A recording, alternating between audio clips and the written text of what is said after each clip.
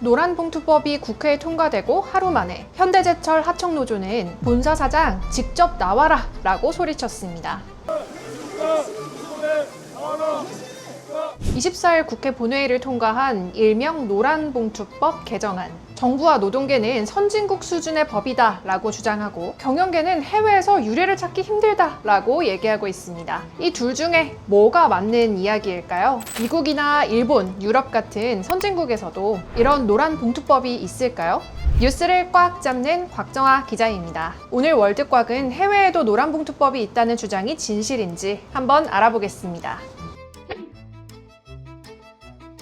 먼저 정부와 여당은 노조법 2, 3조 개정안 노란봉투법이 글로벌 스탠다드다라고 이야기합니다. 노란봉투법의 큰 두 축 중에 하나가 바로 하청 노동자의 원청 교섭권을 인정하는 건데요. 예를 들어서 차량 제품을 생산을 하면 원청 기업인 현대차나 기아차는 수백 개의 외부 용역 업체에다가 엔진이나 타이어, 브레이크 벨트 같은 각각 부품들의 생산을 내려줍니다. 현대 기아차의 경우 이런 하청업체가 10,000개가 넘는다고 알려져 있는데요. 노란봉투법은 이런 원청과 하청 노조 간의 단체 교섭 의무를 법제화한 겁니다.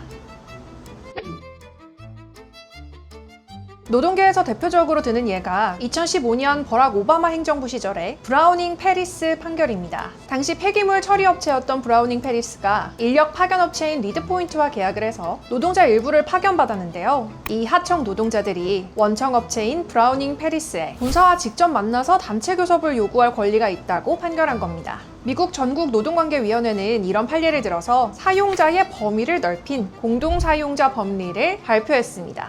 문제는 이게 딱 하나의 판례 사례에 불과했다는 겁니다. 행정부가 바뀔 때마다 판단이 바뀌었기 때문이죠. 트럼프 1기 행정부에서는 사용자의 개념을 좁게 해석을 해서 기업 부담을 덜어줬다가 조 바이든 행정부에서는 다시 범위를 확대했고요. 2024년 초 연방법원은 다시 이 시행령은 위법하다라고 판결했습니다.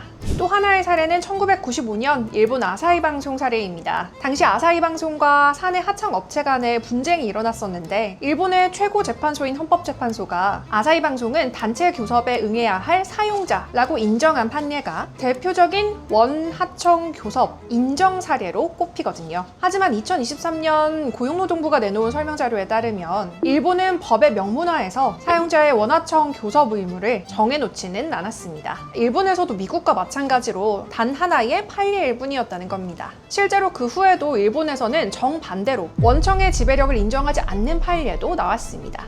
제가 자꾸 판례 이야기를 하게 되는데요. 노란봉투법처럼 원청과 하청의 교섭이 입법화된 사례는 찾아볼 수가 없었습니다. 그래서 나오는 전 세계에 유례없는 법이라는 말이 틀리지는 않은 겁니다. 한 전문가는 개별 사안마다 특수성을 고려해서 판단하는 판례와 광범위하고 보편적으로 적용되는 입법을 하는 건 큰 차이가 있다, 이렇게 지적을 했습니다.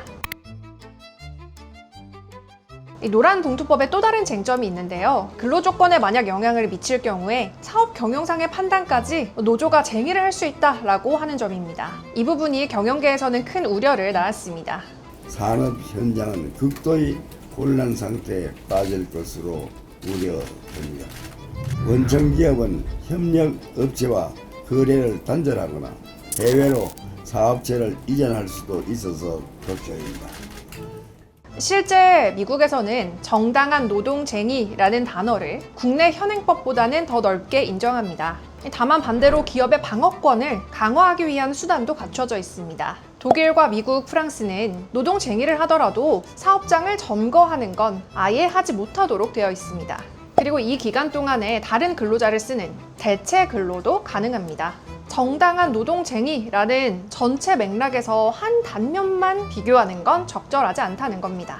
노란봉투법 시행에 노사 양측 모두 혼란스러운 상황입니다. 노조는 당장 수천 개의 하청업체들 중에서 누가 대표를 할 건지, 그럼 따로따로 협상이 가능한 건지 같은 문제들부터 경영계에선 경영자의 방어권을 보장할 수 있는 완벽한 법을 정말 만들 수 있는 것인지 의구심이 나오고 있는데요. 노란봉투법 개정안의 유예기간은 앞으로 6개월입니다. 월드꽉 다음 시간에 뵙겠습니다.